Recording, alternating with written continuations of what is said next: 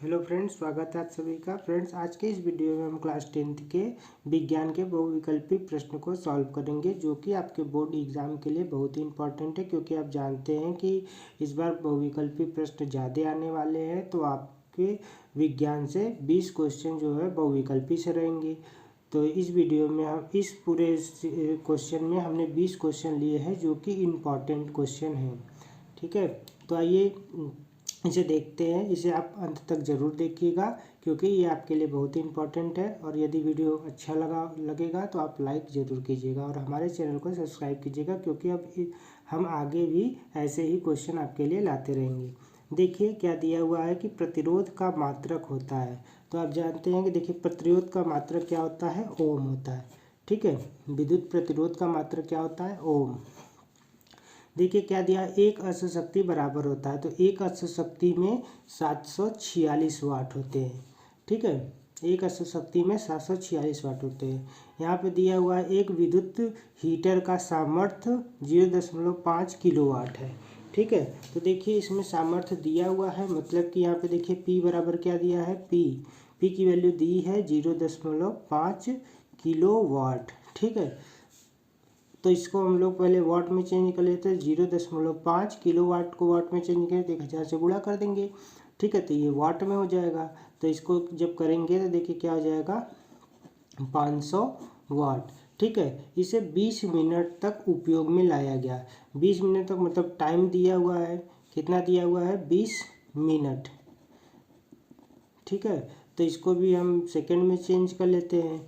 तो देखिए 20 गुणे 60 कर देंगे तो ये सेकंड में चेंज हो जाएगा। तो ये कितना हो जाएगा? तो देखिए 6 दूनी 12 और 2 जीरो लगा देंगे तो ये 1200 सेकंड हो गया। ठीक है, तो पूछा क्या है? उपयोग में लगा उत्पन्न ऊष्मा का मान ज्ञात कीजिए। तो हमको इसमें क्या निकालना है? ऊष्मा की वैल्यू निकालनी है। ठीक है, मतलब कि H की वैल्यू हमको निकालनी है। ठीक है, तो देखिए H बराबर क्या हो जाएगा? H बराबर होता है, आप जानते हैं कि H बराबर VI T होता है। ठीक है, अब ये VI क्या है? P है, क्योंकि आप जानते हैं P बराबर क्या होता है? V इंटू आई। तो इसको हम लोग P लिख सकते हैं। तो H बराबर P इंटू टी होगा। ठीक है, तो यहाँ पे P की वैल्यू देखिए दिया हुआ कितना? 500 और T की वैल्यू अभी निकाले 1200। ठीक है, तो ये देखिए गुणा करेंगे तो 12 पंजे 60 हो जाएगा। 1 2 3 4, 1 2 3 4। ठीक है, तो इसको हम लोग क्या लिख सकते हैं? 6 गुणे 10 पे घाते 5 और जूल।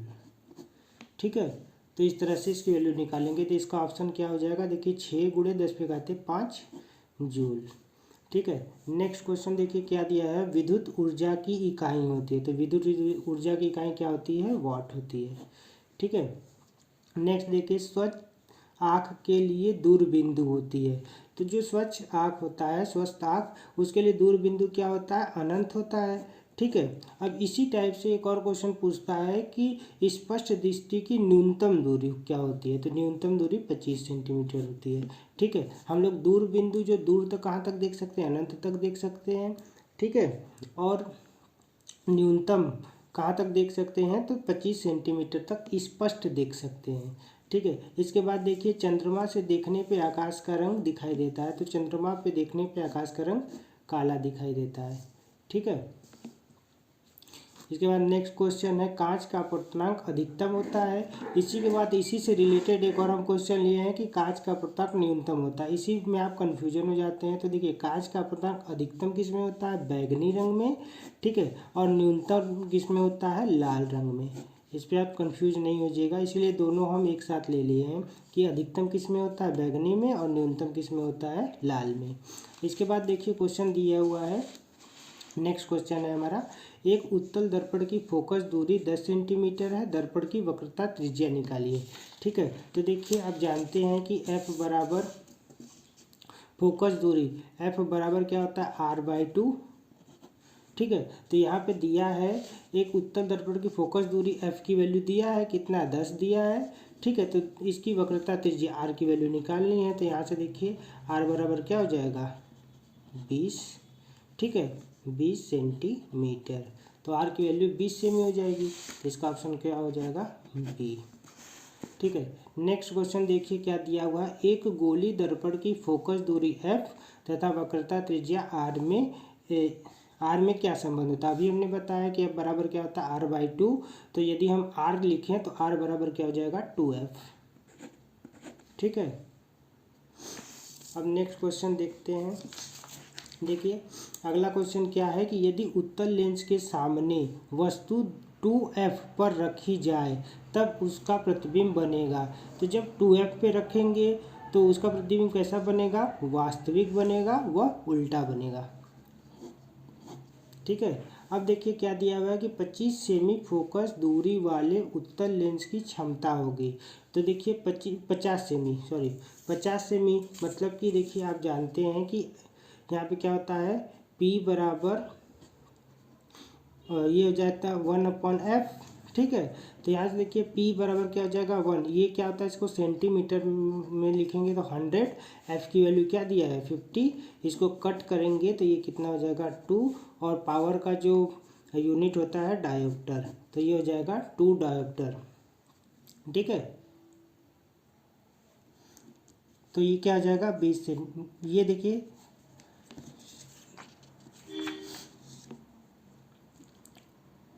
यहाँ पे देखिए क्या दिया हुआ है कि 50 सेमी फोकस दूरी वाले उत्तल लेंस की क्षमता होगी। तो ये देखिए 50 सेंटीमीटर जो फोकस दूरी दिया है f की वैल्यू ये 50 दिया हुआ है, और ये उत्तल लेंस है तो उत्तल लेंस में f क्या होता है पॉजिटिव, ये 50 सेंटीमीटर दिया है। ठीक है।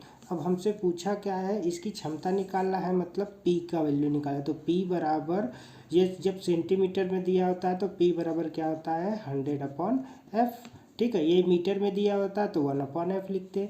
तो यहाँ से देखिए P बराबर ये क्या है 100 और f की वैल्यू +50, तो इसको रख देते हैं। तो इसको कट करेंगे तो P बराबर हमको क्या मिल जाएगा 2, और इसकी यूनिट क्या होती है डायोप्टर। तो ये हो जाएगा +2 डायोप्टर। तो इसका आंसर क्या हो जाएगा +2 डायोप्टर। इसके बाद देखिए क्या है, जल को जीवाणु रहित बनाने के लिए उपयोग किया जाता है। तो जल को जीवाणु रहित बनाने के लिए हम विरंजक चूर्ण का यूज करते हैं। ठीक है। विरंजक चूर्ण जिसे हम लोग ब्लीचिंग पाउडर कहते हैं। इसके बाद देखिए शुद्ध जल का pH मान होता है। तो शुद्ध जल का pH मान कितना होता है 7 होता है। ठीक है। इसके बाद देखिए क्या है, जल की कठोरता को हटाने के लिए निम्न में से किसका उपयोग किया जाता है। तो जल की कठोरता हटाने के लिए धावन सोडा का यूज किया जाता है। फिर क्या दिया हुआ, एक उत्तल लेंस का pH मान 3 है तो विलियन है। इसको समझ लीजिए। देखिए क्या होता है यहाँ पे, देखिए ये pH स्केल होता है और यहाँ पे क्या होता है ये 7, इसे हम लोग क्या कहते हैं उदासीन। ठीक है। यहाँ पे उदासीन होता है, ये उदासीन है। ठीक है। और इससे पहले यदि ये कम होता है, ठीक है, ये 7 से कम होता है, जैसे कि मान लीजिए 6, 5 ऐसे कम होता है तो ये अम्लीय होता है। ठीक है। और इससे जब अधिक होता है 7 से अधिक जितना बढ़ता जाता है ये क्षारीय हो जाता है। ठीक है। तो इसमें क्या दिया हुआ है कि pH मान कितना है 3 है। तो जब 3 है मतलब ये देखिए ये कम हो रहा है, तो कम हो रहा है मतलब ये क्या हो रहा है अम्लीय होता जा रहा है। तो ये क्या हो जाएगा अम्लीय होगा। ठीक है। यही 7 से अधिक होता तो वो क्या होता क्षारकीय। नेक्स्ट देखिए क्या दिया, निम्नलिखित में एल्काइन है। ठीक है। तो एल्काइन का मीन्स ये होता है कि देखिए एल्काइन का इसका सामान्य सूत्र क्या होता है, एल्काइन का सामान्य सूत्र CnH2n-2। ठीक है। तो इसमें हम रख के देखते हैं। जैसे मान लीजिए कि सी की, ये हम देखिए कार्बन कितना दिया है 3 दिया है, मतलब n की वैल्यू 3 दिया हुआ है। तो देखिए यदि n की वैल्यू यहाँ पे 3 रखें तो h की वैल्यू क्या हो जाएगा, देखिए यहाँ पे 3 रखें तो ये 3 यहाँ पे रख दिए -2। तो ये देखिए कितना आ जाएगा, इसका 3 से गुणा करेंगे 6 में से 2 माइनस करेंगे तो 4। ठीक है। तो जब कार्बन की संख्या 3 तो ये क्या हो जाएगा, इसकी वैल्यू देखिए ये बन गया, कार्बन की संख्या 3 है क्योंकि सब में 3 थी। ठीक है। तो ये क्या बन गया ये। ठीक है। नेक्स्ट देखिए क्या है, ब्यूटेनोन में क्रियात्मक समूह है। यहाँ पे देखिए लास्ट में क्या जुड़ा है नोन। ठीक है।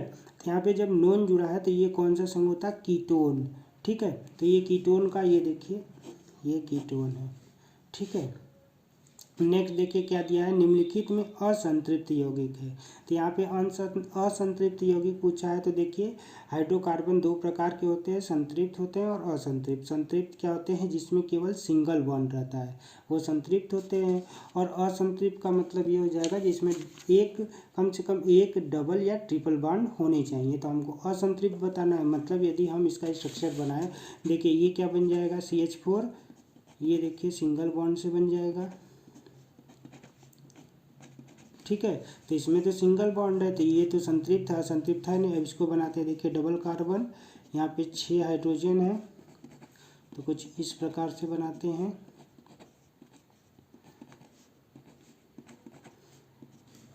ठीक है, तो देखिए कार्बन 1 2 3 4 इसमें पूरा हो गया, इसका भी पूरा हो गया, तो मतलब ये भी सिंगल बॉन्ड बनेगा। इसके बाद देखिए ये तो डबल बॉन्ड आपको दिख ही गया इसमें।